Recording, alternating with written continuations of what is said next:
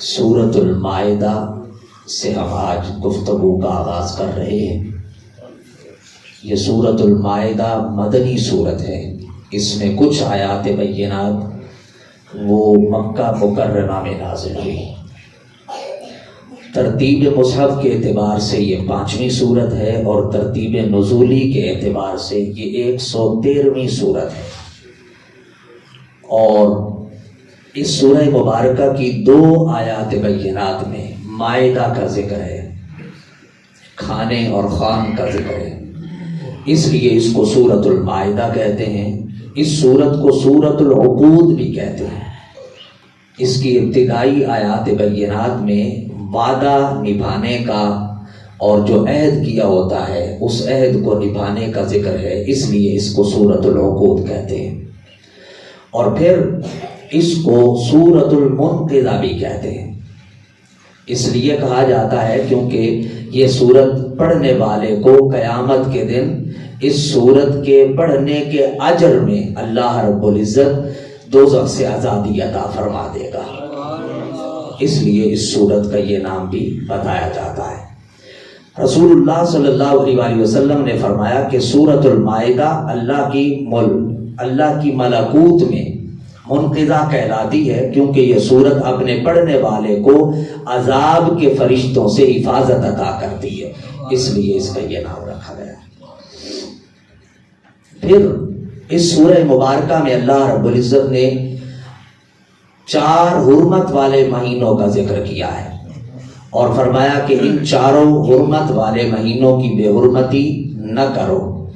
اسی طرح اللہ رب العزت نے اس سورہ مبارکہ کے اندر مسلمانوں کو نیکی میں ایک دوسرے کی مدد کرنے کا حکم فرمایا اور گناہ اور ظلم کے کاموں میں مدد نہ کرنے کا حکم فرمایا۔ یہ بڑا اہم نکتہ ہے۔ اللہ رب العزت نے نیکی کے کاموں میں ایک دوسرے کی مدد کرنے کا حکم دیا ہے، برائی کے کاموں میں ایک دوسرے کی مدد نہ کرنے کا حکم دیا ہے۔ ہمارے ہاں چونکہ الٹی گنگا بہتی ہے تو ہم برائی والے کا ساتھ دیتے ہیں، نیکی والے کا ساتھ نہیں دیتے۔ تو اللہ رب العزت نے ان آیات بینات میں نیکی کے کاموں میں ایک دوسرے کی معاونت کا حکم ارشاد فرمایا ہے۔ اس کے بعد آیت نمبر 3 میں محرمات قطعیہ کا بیان ہے، یعنی وہ جانور جو ہیں تو حلال مگر وہ کسی صورت میں حرام ہو جاتے ہیں تو ان کو اللہ رب العزت نے کھانے سے منع فرمایا ہے۔ مثال کے طور پر 2-3 عرض کر دیتا ہوں، آگے تفصیل بہت زیادہ ہے۔ وہ حلال جانور جو طبی طور پر طبی موت مر گیا ہو اور وہ ذبح نہ کیا جا سکے تو فرمایا اس کو نہیں کھانا، حرام ہے۔ اسی طرح ذبح کے وقت بہنے والا خون یہ بھی حرام ہے، اس سے بھی منع کر دیا۔ خنزیر کا گوشت اللہ رب العزت نے منع فرما دیا۔ جس جانور پر ذبح کرتے ہوئے غیر اللہ کا نام لیا گیا ہو حرام ہے، منع کر دیا۔ وہ حلال جانور جو گلا گھٹنے سے مر جائے حرام ہے، منع کر دیا۔ وہ جانور جو چوٹ لگنے سے مر جائے حرام ہے، منع کر دیا۔ اسی طرح آگے بہت ساری اس کی تفصیلات ہیں، تو یہ ساری تفصیلات اللہ رب العزت نے ان آیات بینات کے اندر بیان کی۔ اس کے بعد اللہ رب العزت نے ایک بڑا خوبصورت اور اعزازی اعلان فرمایا اس سورۃ المائدہ کے اندر، الیوم اکملت لکم دینکم واتممت علیکم نعمتی ورضیت لکم الاسلام دینا۔ اللہ رب العزت نے فرمایا کہ میں نے تمہارے لیے تمہارا دین مکمل کر دیا اور تمہارے اوپر اپنی نعمت کو پورا کر دیا اور تمہارے لیے اسلام کو بطور دین پسند کر لیا۔ اب یہ بڑا خاص نکتہ ہے، اس کو ذہن نشین کر لیں۔ اللہ رب العزت نے دین کی تکمیل کر دی ہے، اس کے بعد قیامت تک کے لیے کوئی دین نہیں آ سکتا۔ نبی علیہ الصلوۃ والسلام پر، آقا علیہ السلام پر نبوت ختم کر دی، نبوت کا دروازہ بند ہو گیا۔ اس کے بعد اب قیامت تک کوئی نہ نیا دین آ سکتا ہے نہ کوئی نیا نبی آ سکتا ہے۔ اللہ رب العزت نے یہاں مہر ثبت فرما دی ہے۔ اور اس سے پہلے 1,24,000 انبیاء تشریف لائے، ان کو کتابیں بھی عطا کی اللہ رب العزت نے، بعضوں کو صحائف بھی عطا کیے، مگر یہ اعلان اللہ رب العزت نے کسی کو نہیں عطا کیا کہ ہم نے تمہارے اوپر دین کو مکمل کر دیا، کیونکہ دین نے مکمل ہونا تھا حضور علیہ الصلوۃ والسلام کی ذات پاک پر آ کر۔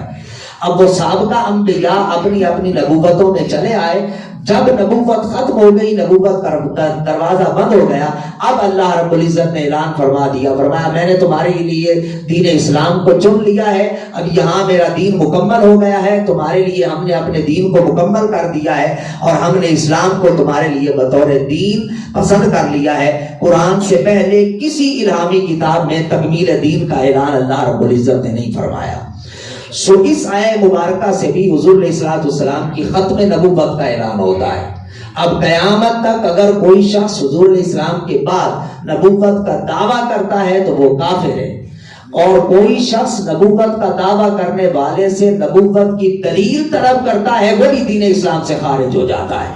یہ اتنا سخت معاملہ ہے، اس میں بڑی احتیاط کی ضرورت ہے، اور بطور خاص نوجوان بچے ہمارے جو کالجز کے اندر، یونیورسٹیز کے اندر پڑھتے ہیں، ان کالجز کے اندر اور یونیورسٹیوں کے اندر یہ فتنہ بہت زور و شور کے ساتھ جاری ہے، اور وہ دوستی بناتے ہیں، تعلق بناتے ہیں، پھر کینٹینز میں جا کے بیٹھتے ہیں، کھاتے پیتے ہیں، پہلے وہ محسوس ہی نہیں ہونے دیتے کہ ان کا حلیہ کیا ہے، بعد ازاں جب وہ بچے کو اپنے کنٹرول میں لے لیتے ہیں تو پھر اس کو برگلانا شروع کرتے ہیں اور اگلی کہانی شروع کر دیتے ہیں۔ اور یہ بات یاد رکھ لیں، کوئی بھی نوجوانوں کے لیے بطور خاص ان کا ایک حربہ یہ بھی ہے، وہ کہتے ہیں کہ جی ہماری بات تو سن لو، ہمارے ساتھ دلیل سے بات کر لو، یہ بات کہتے ہیں وہ کہ ہمارے ساتھ دلیل سے بات کر لو، ہماری بات تو سن لو، یہیں سے تو فتنہ شروع ہوتا ہے۔ اب ہمارے طلبہ، ہمارے جو نوجوان بچے ہیں، ان کو تو دین سے شغف نہیں ہے، یہ بھی المیہ ہے ہمارا کہ وہ لوگ ہیں تو ان کے پاس اپنے دین کے حوالے سے جو کچھ ہے سارا علم موجود ہے، اور وہ دھڑلے کے ساتھ بمانگے دول کہتے ہیں ہمارے ساتھ دلیل سے بات کر لیں۔ ہمارا نوجوان چونکہ جمعے کے جمعے مسجد میں آتا ہے، اس نے ائمہ مساجد کے پاس بیٹھنا نہیں ہے، اس نے دین سیکھنا نہیں ہے، اس نے نبوت کے بارے میں پوچھنا نہیں ہے، اور اگر وہاں کالج کے اندر کوئی بات ہو بھی جاتی ہے تو وہ شخص اتنا گوارا نہیں کرتا کہ میں آگے چل کے اپنے امام صاحب سے یہ بات پوچھ تو لوں جو اس نے میرے ساتھ کی ہے، بس وہ بہتا ہے اور بہتا ہی چلا جاتا ہے، اور پھر وہ اس کھائی میں جا کے گرتا ہے جہاں سے اس کے لیے نکلنا مشکل ہو جاتا ہے۔ لہٰذا ختم نبوت کے حوالے سے کوئی شخص آپ سے یہ کہے کہ جی ہمارے ساتھ دلیل سے بات کر لیں، اس کو کہے کہ تو لعنتی ہے، دفع ہو جا، ہمیں تیرے ساتھ دلیل سے بات کرنے کی ضرورت نہیں ہے، کیونکہ جس شخص نے دلیل مانگنی ہے وہ بھی دائرہ اسلام سے خارج ہو جاتا ہے۔ اس لیے آقا علیہ الصلوۃ والسلام کی نبوت پر کسی قسم کا کوئی دھوکہ مت کھائیے گا، اور جہاں کہیں بھی بات ہو ان سے اپنے آپ کو بچا کے رکھیں تاکہ آپ کا دین بھی محفوظ ہو سکے اور آپ کی آنے والی نسل بھی آقا علیہ الصلوۃ والسلام کی نبوت اور رسالت کو مانتے ہوئے اپنی دنیا اور آخرت کو بہتر کر سکیں۔ اللہ تعالی ہم سب کو عمل کی توفیق عطا فرمائے۔